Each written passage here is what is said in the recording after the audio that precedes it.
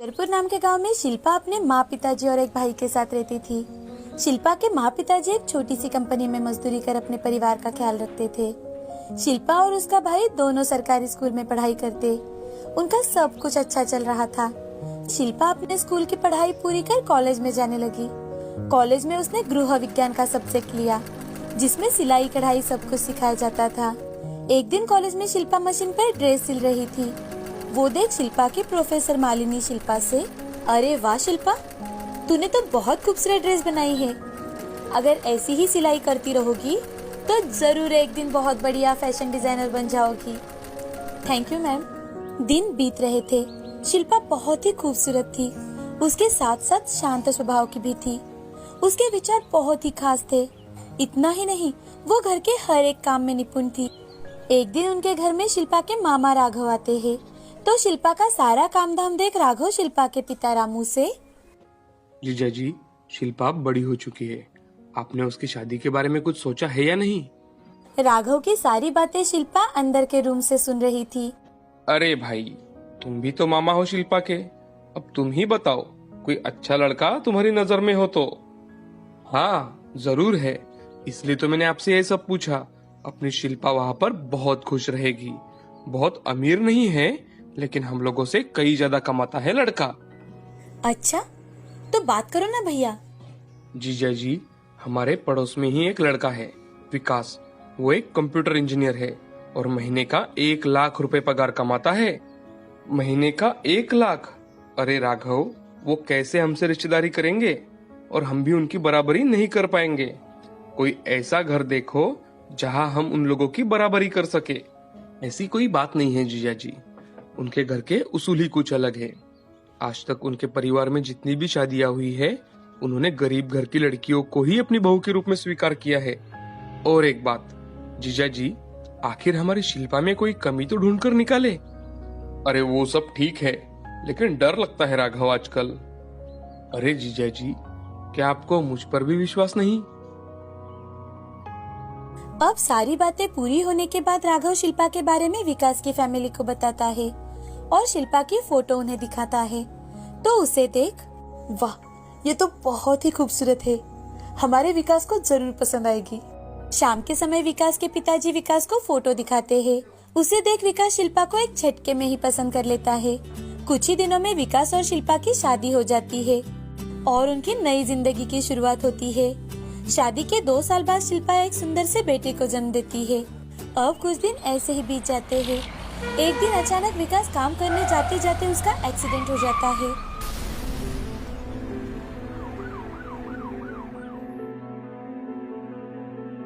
पैर को भारी चोट लगने के कारण वो चल भी नहीं पा रहा था।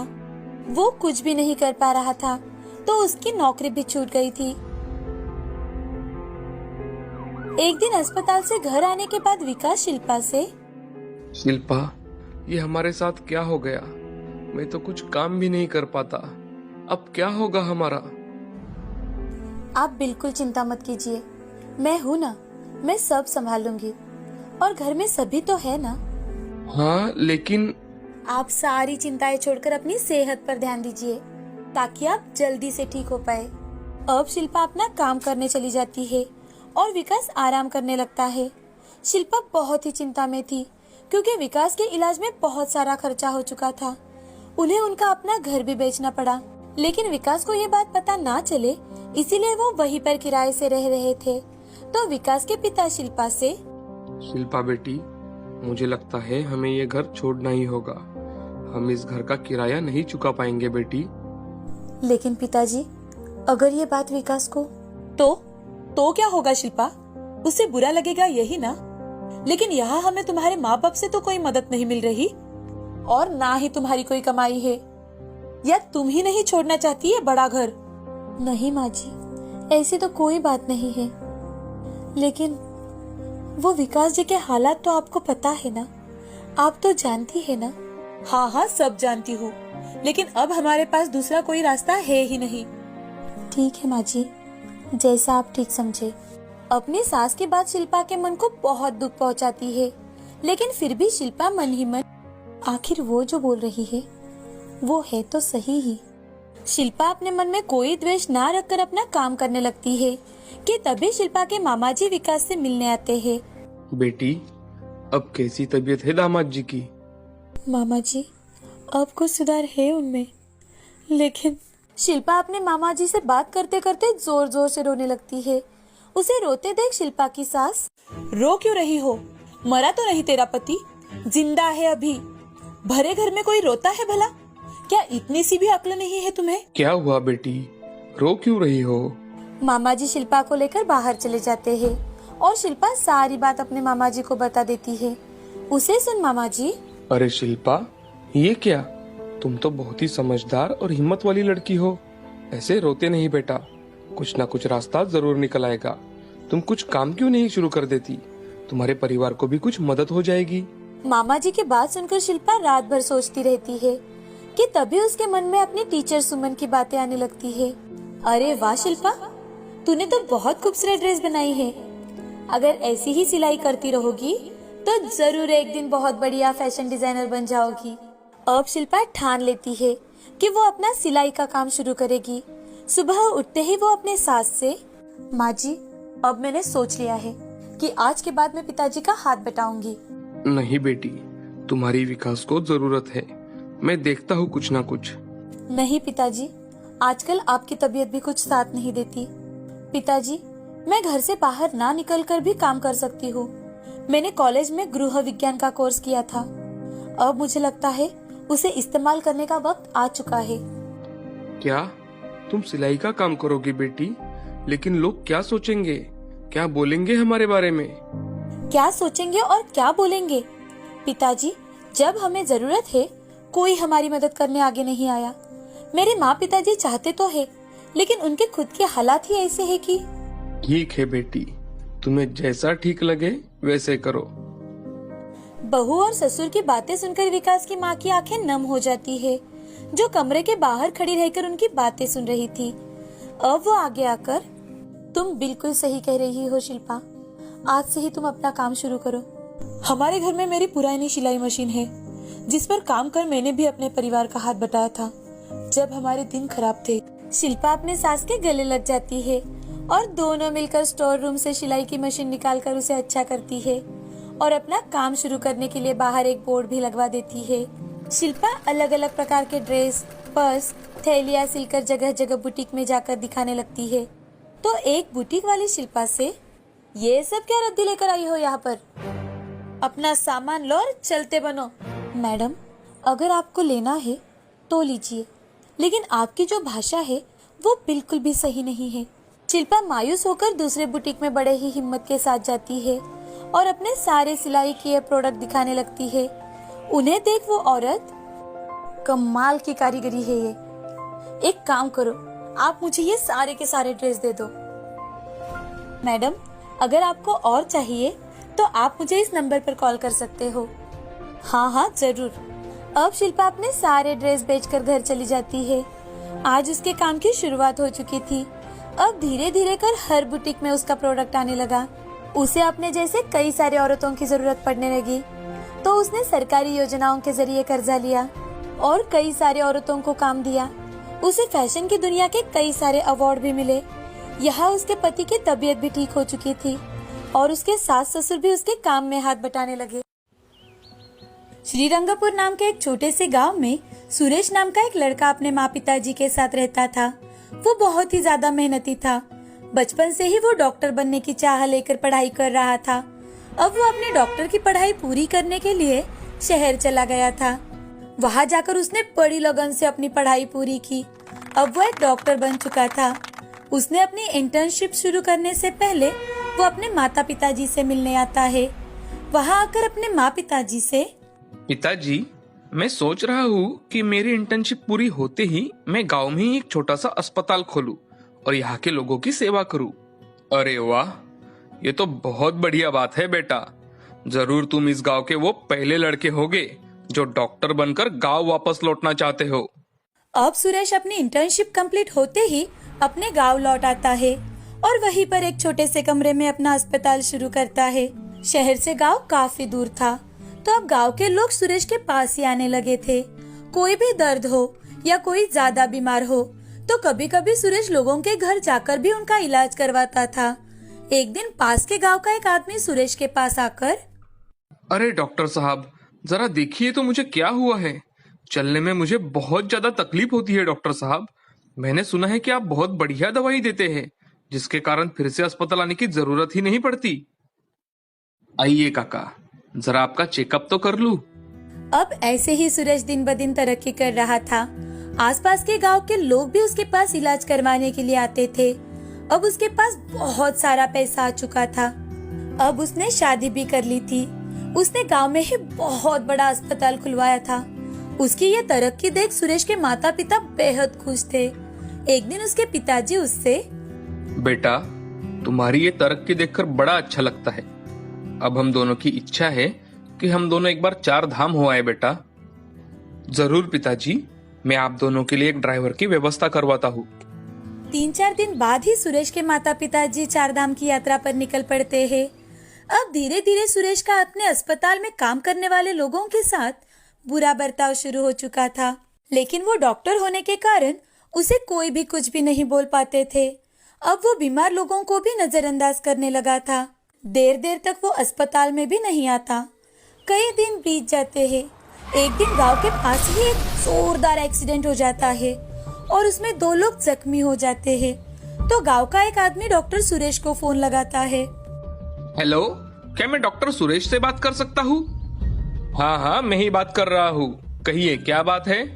डॉक्टर साहब, यहाँ गांव के पास में ही एक बहुत बड़ा एक्सीडेंट हो चुका है, जिसमें एक औरत और एक आदमी बहुत ज्यादा जख्मी हुए हैं। आप जल्द ही उन्हें अस्पताल लेकर आ जाइए। मैं जल्द ही वहाँ पहुँचने की कोशिश करता हूँ। ऐसा कहकर सुरेश फोन रख देता है। अब वो अपना फोन बंद कर देता है। उसे अब किसी की भी कोई परवाह नहीं थी। वो हर रोज की तरह ही अपने टाइम पर अस्पताल जाता है। दूसरी ओर वो आदमी बार बार डॉक्टर को कॉल कर रहा था, लेकिन फोन बंद आ रहा था और इसी कारण वो बहुत परेशान हो जाता है। अब सुरेश अस्पताल में पहुंच जाता है। उसे देखकर वो आदमी, सर नमस्ते। सर, मैंने ही आपको कॉल किया था। प्लीज डॉक्टर साहब, जरा देखिए तो इन दोनों को। मैं रास्ते से जा रहा था कि वहाँ पर एक गाड़ी का एक्सीडेंट देखा और उन्हें यहाँ लेकर आया हूँ। उन्हें ऑपरेशन थिएटर में लेकर। वो आदमी बोल ही रहा था कि डॉक्टर सुरेश, देखिए, ये एक पुलिस केस है। जब पुलिस आएगी तभी सब हो पाएगा। उसी वक्त एक कंपाउंडर भागते हुए सुरेश के पास आता है और सुरेश से, डॉक्टर साहब, आप जल्दी चलिए। आपके माँ और पिताजी का एक्सीडेंट हुआ है। सर, हमने आपको कई बार कॉल करने की कोशिश की, लेकिन आपका मोबाइल बंद था। हमने गोपाल को आपको बुलाने के लिए भेजा था, लेकिन आप तब तक घर से निकल चुके थे। हमने आपके माँ और पिताजी की मरहम पट्टी की शुरुआत कर दी है। आप जल्दी चलिए सर। सुरेश कंपाउंडर की ये बात सुनते ही घबरा जाता है।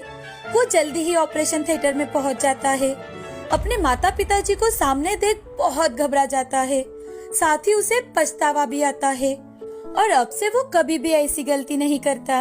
अपने माँ पिताजी को इस हालत में देख उसका घमंड पूरी तरह से चूर चूर हो चुका था। अब से उसे चाहे रात के समय भी कॉल आए तो वो तुरंत ही भागकर अस्पताल पहुंच जाता था। राजापुर नाम के गांव में मनोज अपनी पत्नी रेखा और एक बेटा सोमेश के साथ रहता था। मनोज के घर के हालात बहुत ही खराब थे। मनोज और रेखा दोनों खेतों में मजदूरी करते थे। गांव में हर किसी की शुरुआत भजन से होती और रात भी भजन से ही होता। मनोज बहुत ही सुंदर भजन गाता था। वो सिर्फ भजन ही नहीं, कई प्रकार के गाने भी गाता था। वो अलग अलग प्रकार के गाने भी बनाता था और दिन भर मजदूरी करते करते गाना गाता रहता था, जिससे उसका दिन बहुत अच्छा गुजरता। वो गरीब थे, लेकिन मन से बहुत ही प्रसन्न थे। एक दिन रामू, जो मनोज के साथ खेतों में काम कर रहा था, वो मनोज से, अरे मनोज भाई, आज आप कोई अच्छा सा भजन या कोई गीत सुना दो। आज बड़ा उदास लग रहा है। अरे रामू भाई, सब कुछ ठीक तो है ना? कोई बात है क्या? अरे नहीं, ऐसी कोई बात नहीं, लेकिन न जाने आज क्यों थोड़ा सा उदास लग रहा है।